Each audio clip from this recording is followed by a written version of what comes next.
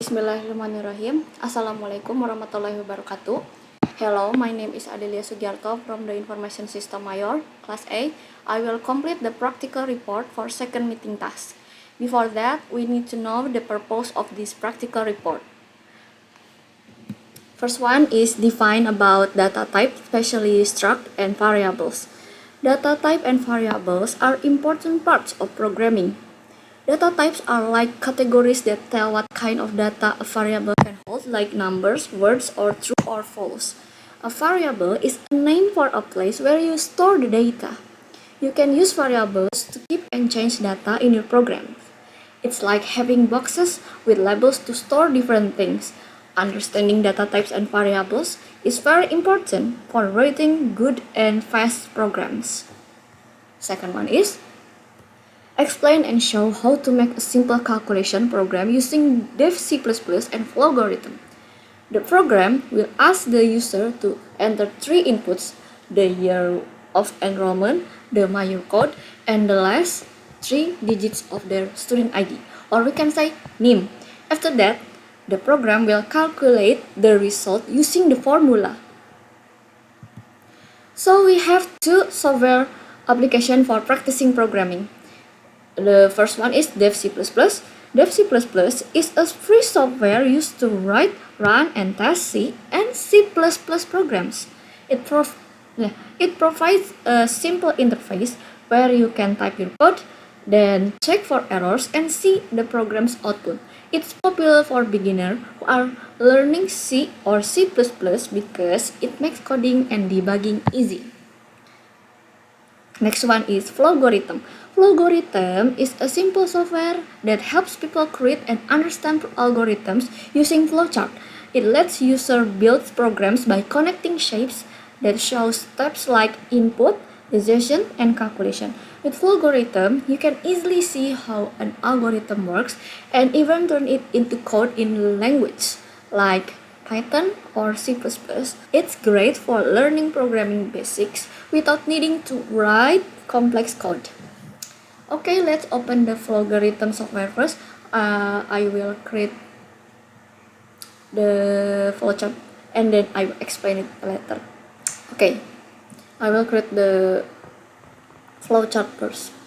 For the start diagram, this diagram, the program reads the algorithm from here. The next step is to add the declare diagram. The declare diagram in Flowgorithm is used to declare the variables for the program. In this part, we can enter the variables for the year, major number, name, and results. We have to choose integer as data type because the variable will be a decimal positive numerous. Right-click or double-click to enter the edit menu on this diagram. Then we add the input diagram to enter values for the previously declared variable. Don't forget to include the result variables. The result diagram here assign to show the formula and to run the formula. Don't forget to include the result variable because the result variable in the output will display visually the math operation. Press the run button and enter all the values for the variable shows on the screen.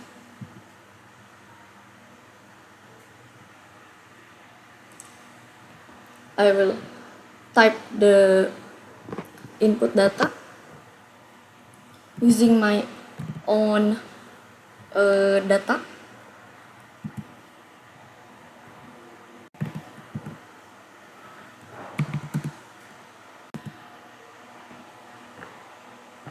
This is the result.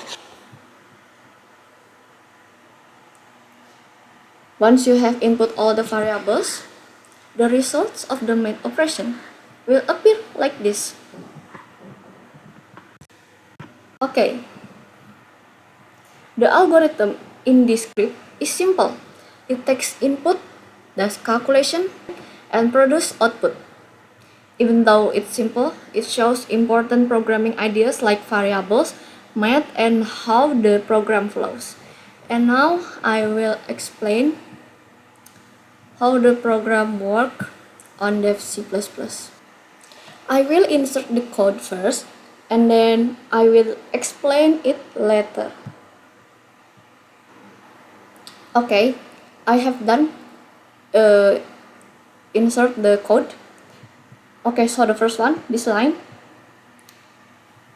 This line includes the IOStream header file, which provides input and output functionalities in C++.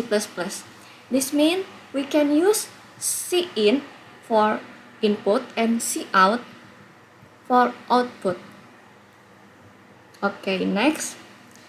This line allows us to use names from the std namespace directly without having to prefix them with std. Yeah. Next one.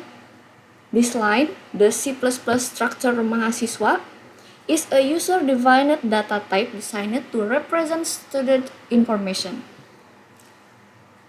It includes members such as angkatan, year of admission, we can say that in Indonesian, kode jurusan, department code, 3-digit name, or we can say the last digits of student ID or NIM. And don't forget to write down the hasil or the result of operation. These structures allow you to organize and store student data efficiently within a C++ program. Next one, int main. This is the entry point of the program. The execution begins here. This line creates a variable of MHS of type mahasiswa, which means we can now use its member to store information about students. This line guide the user with input to enter the year of enrollment, the department code, and the last 3 digits of student ID. The entered values are stored in the corresponding members of the MHS object. This line performs the calculation based on the given formula. This is the given formula and stores the result in the hasil member of the MHS project. Okay, the last one is not the last, cout. This cout line prints the calculated result to the console. Okay, this is a return 0. It's optional, so I will not explain it. Press compile and run button, and then wait a minute. And then enter all the values for the variable shown on the screen. Okay, I will enter my own data first.